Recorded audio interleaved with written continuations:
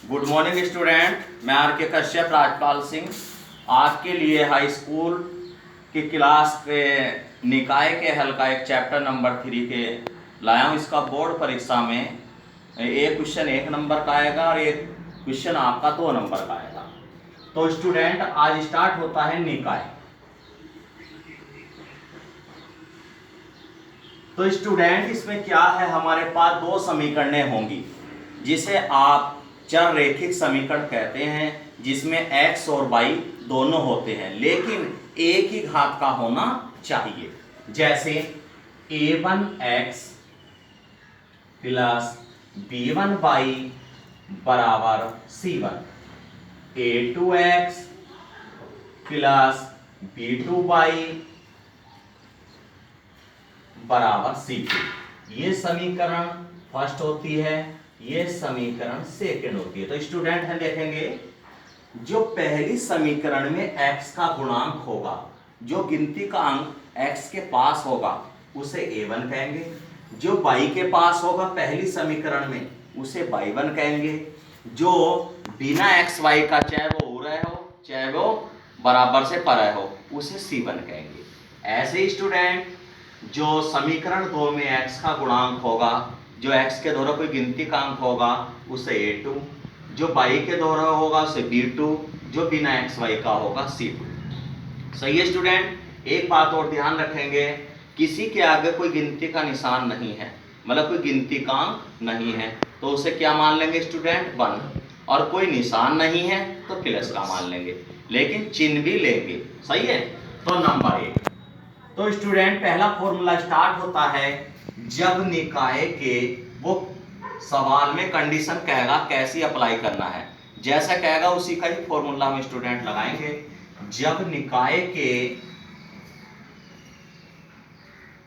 अद्वितीय हल हो, कैसे हल हो स्टूडेंट? अद्वितीय हल। तो स्टूडेंट इसका एक नाम और होता है प्रतिच्छेदित। प्रतिच्छेदित एक नाम है इसका, प्रतिच्छेदित। स्टूडेंट दूसरा नाम हो रहा है इसका एक तीसरा, संगत। सॉरी, क्या कहते हैं इसे? संगत। संगत भी कह सकते हैं इसे। सही है। तो देखेंगे क्या है, a1 बटे a2 not equal to b1 बटे b2। इसका मतलब है, ये क्या कह रहा है कि इधर का मान और इधर का मान बराबर नहीं आने चाहिए। जैसे मान लिया ये 1/2 नॉट इक्वल टू 1/2। आप सोच रहे होंगे ये दोनों पद एक से हैं, लेकिन सर क्या बता रहे हैं, ये हैं तो एक से, लेकिन ये क्या का चिन्ह है? माइनस। इसके आगे कोई चिन्ह नहीं थी, अलग अलग मानने गए। सही है। अरे दोनों एक से हो जाते तो हमारा कथन गलत हो जाता। तो ये ऐसे माइनस, चाहे नीचे हो चाहे ऊपर हो, माइनस ही माना जाता है। और देख लीजिए जैसे 3/5 नॉट इक्वल टू 1/2। ये भी कथन कैसा है हमारा?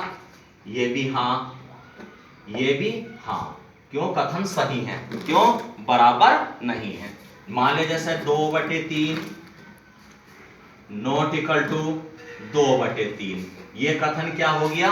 गलत। क्यों हो गया गलत? ये दोनों बराबर आ गए, बराबर नहीं आने चाहिए। सही है स्टूडेंट। अब दूसरे नंबर का फॉर्मूला है हमारे पास, जब निकाय के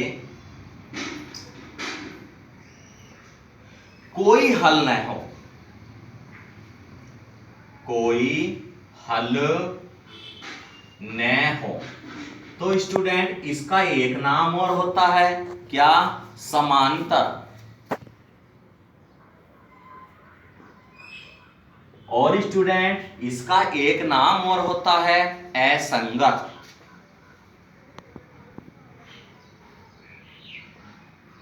इसका फॉर्मूला क्या है? ये दोनों बराबर आएंगे, a1 बटे a2 बराबर b1 बटे b2 not equal to c1 बटे c2। ये दो मान तो बराबर आएंगे, ऊपर का नीचे का, इसका भी ऊपर का नीचे का, इसका भी अंश बटे हर, इसका भी अंश बटे हर बराबर आएंगे, लेकिन इसका अंश बटे हर बराबर नहीं आएगा, चाहे चिन्ह हो चाहे अलग हो। सही है। तीसरे नंबर का फॉर्मूला स्टूडेंट हमारे पास क्या है, जब निकाय के अनंत हल हो, जब निकाय के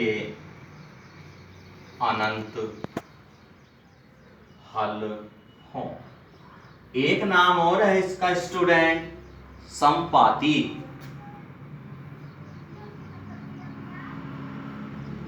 और स्टूडेंट एक नाम और है इसका, अपरिमित। अनंत को ही अपरिमित कहते हैं, इनफाइनाइट। इंग्लिश में इसे कहते हैं इनफाइनाइट, अनेक। एक नाम और है इसका अनेक, और एक नाम इसका आता है संगत। ये बहुत मोस्ट है इसका ये वाला नाम, संगत। इसमें क्या होता है हमारे पास स्टूडेंट, हमारी दोनों समीकरणें बिल्कुल एक सी होती हैं, बराबर। क्या, a1 बटे a2 बराबर b1 बटे b2 बराबर c1 बटे c2। एक बार और सुनेंगे स्टूडेंट, जो समीकरण एक होगी उसमें जो x के दोहरा होगा a1, जो y के दोहरा होगा b1, जो बिना x y का होगा c1। ऐसे ही दूसरी समीकरण में x के दोहरे का a2, जो y के दोहरे का गिनतीकांक होगा b2, जो बिना x y का होगा उसे c2 कहेंगे। तो सपोज करिएगा एक सवाल देखते हैं स्टूडेंट इस टाइप का हम।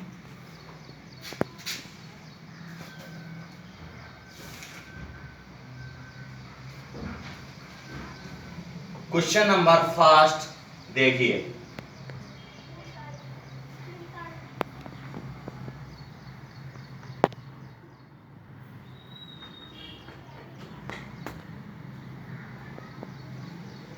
तो ये बताना है हमारा इनमें से कौन सा आंसर सही है। तो हम स्टूडेंट क्या करेंगे, देखो इसके भी बराबर में 0, इसके भी बराबर में 0, तो समीकरण सही लिखी हुई है। तो हम इस समीकरण को कहेंगे फर्स्ट और इस समीकरण को कहेंगे 2, और हिंदी में मेरे स्टूडेंट यहां लिख देंगे हम अतः। सही है। a1 कौन सा होगा स्टूडेंट, जो पहली समीकरण में x के दोहरे का गिनतीकांक है। b1 कौन सा होगा स्टूडेंट, जो y के दोहरे का गिनतीकांक है। चिन्ह सहित लेंगे, चिन्ह भी लेंगे। और बिना x y का क्या है 8, इसे कहेंगे स्टूडेंट c1। बीच में ऐसे एक लाइन खींच लेते हैं। अब समीकरण 2 के बारे में चलेगा। तो a2 हमारे पास स्टूडेंट हो गया 7, b2 हो गया 6, c2 हो गया -9। तो स्टूडेंट हम पहला फॉर्मूला अप्लाई कर रहे हैं, नंबर 1, जब निकाय के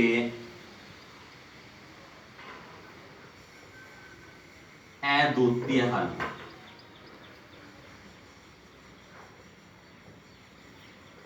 स्टूडेंट मान लिया आपके पास एक क्वेश्चन देख के वे कहेगा कि इसका निकाय का अद्वितीय हल है, अनंत हल है, या कोई जो कहेगा उसी का ही फॉर्मूला लगाएंगे।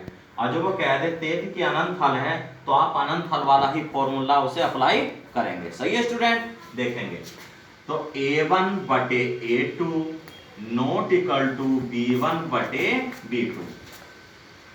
स्टूडेंट a1 का मान हमारे पास है 5 और a2 का मान है हमारे पास 7, नॉट इक्वल टू b1 का मान है हमारे पास -4 और b2 का मान है 6। देखो किसी चीज से कटा तो नहीं है, वैल्यू नहीं कट रही, तो आप इसको ऐसे ही लिख देंगे। देखो 2 दूनी 4, 2 तिया 6। देखो हमारा सवाल क्या कह रहा था कि बराबर नहीं आने चाहिए। देखो बराबर नहीं आए, सही हो गया, तो लिख देंगे कथन सत्य है, अतः निकाय के अद्वितीय हल हैं। तो इस टाइप से हमारे क्वेश्चन होंगे। सही है स्टूडेंट, इससे अगली वीडियो में मैं इसके और क्वेश्चन बना रहा हूं, एक बार और समझ लेंगे। समीकरण 1 में a1 b1 c1 a2 b2 c2 जिस फॉर्मूले को कहेगा उसको अप्लाई करेंगे। ओके स्टूडेंट, अगली नेक्स्ट वीडियो के लिए तैयार है।